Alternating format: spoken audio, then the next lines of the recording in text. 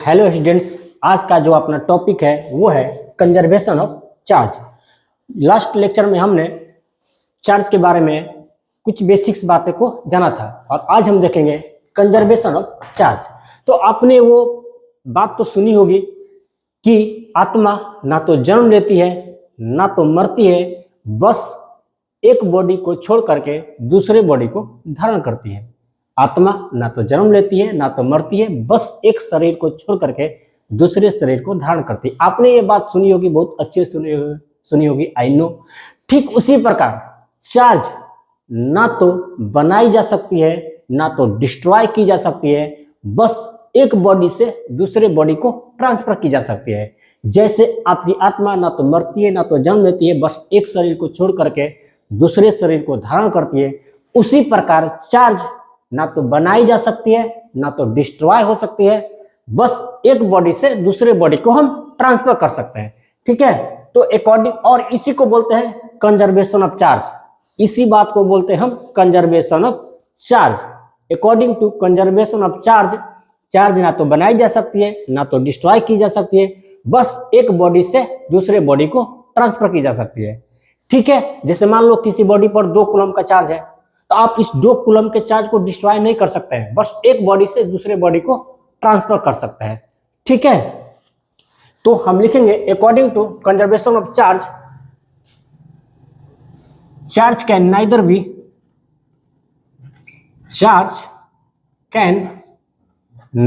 Be created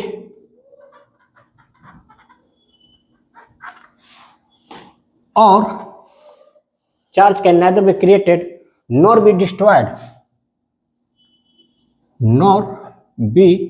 destroyed,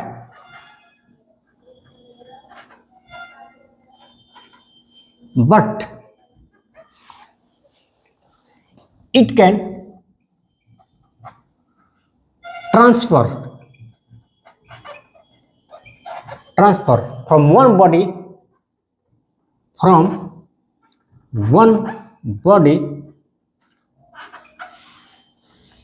to another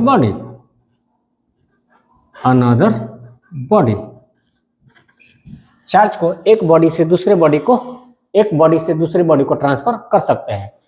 ना तो हम चार्ज को बना सकते हैं ना तो डिस्ट्रॉय कर सकते हैं, बस एक बॉडी से दूसरे बॉडी को ट्रांसफर कर सकते हैं, और इसी को हम बोलते हैं कंजर्वेशन ऑफ चार्ज। इस बात को आप ऐसे ही बोल सकते हैं। और the total charge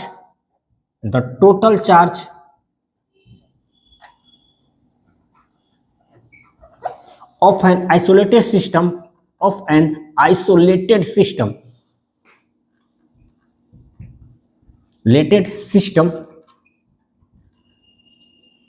remains constant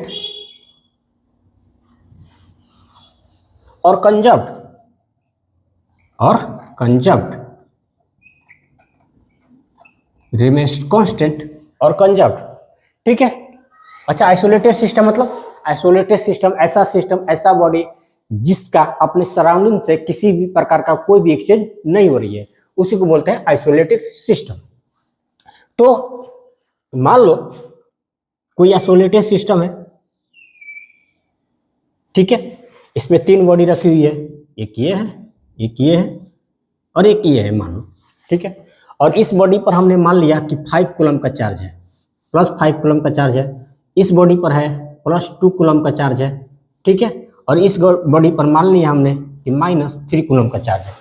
ठीक है, और हमने क्या किया कि इस बॉडी को लिया और अच्छे से सेक कर दिया, अच्छे से हिला दिया। ठीक है, इस बॉडी को लिया हमने और अच्छे से हिला दिया, तो वेल मिक्स्ड अप, इसको हमने अच्छे से मिला दिया। और मिलाने के बाद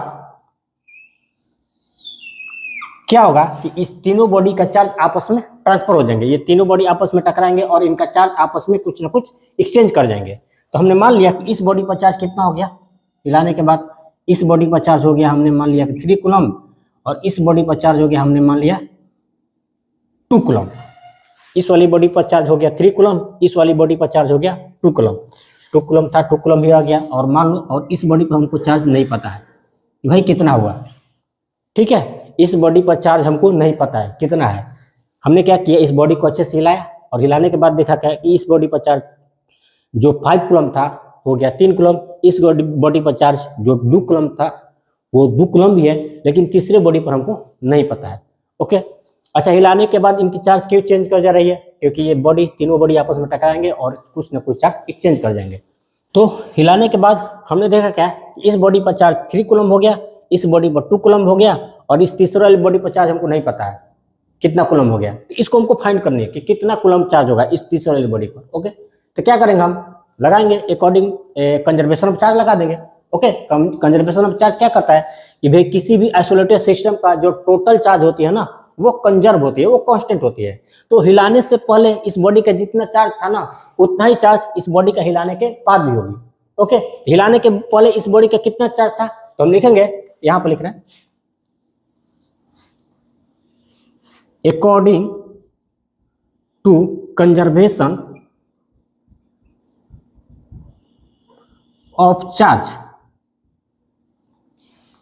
हिलाने से पहले इस बॉडी का जितना चार्ज था उतना ही चार्ज इस बॉडी का हिलाने के बाद होगा। ओके, तो हिलाने से पहले इस बॉडी कितना चार्ज है तो लिखेंगे 5 coulomb plus 2 coulomb plus minus 3 coulomb.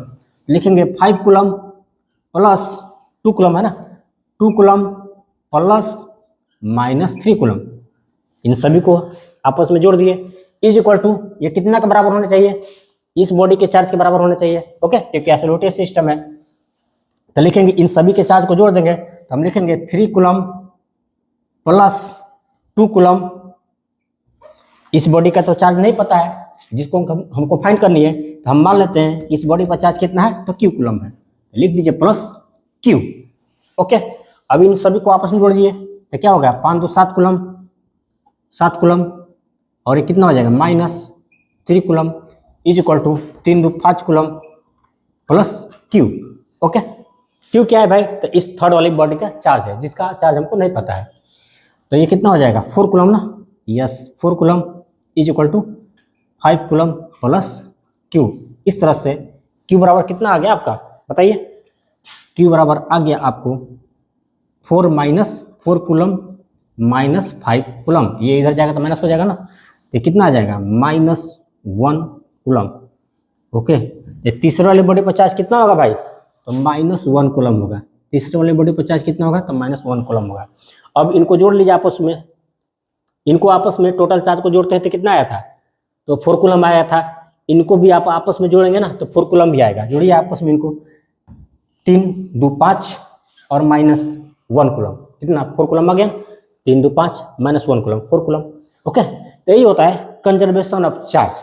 Conservation of charge मतलब चार्ज को ना तो हम बना सकते हैं ना तो डिस्ट्रॉय कर सकते हैं, बस एक बॉडी से दूसरे बॉडी पर ट्रांसफर कर सकते हैं। ओके, तो according to conservation of charge, charge can be neither be created not be destroyed, it can be transferred from one body to another body. Okay, तो ठीक है बच्चों, आज हमने देखा था conservation of charge. Next class में नेक्स्ट टॉपिक को देखेंगे। Wish you all the best.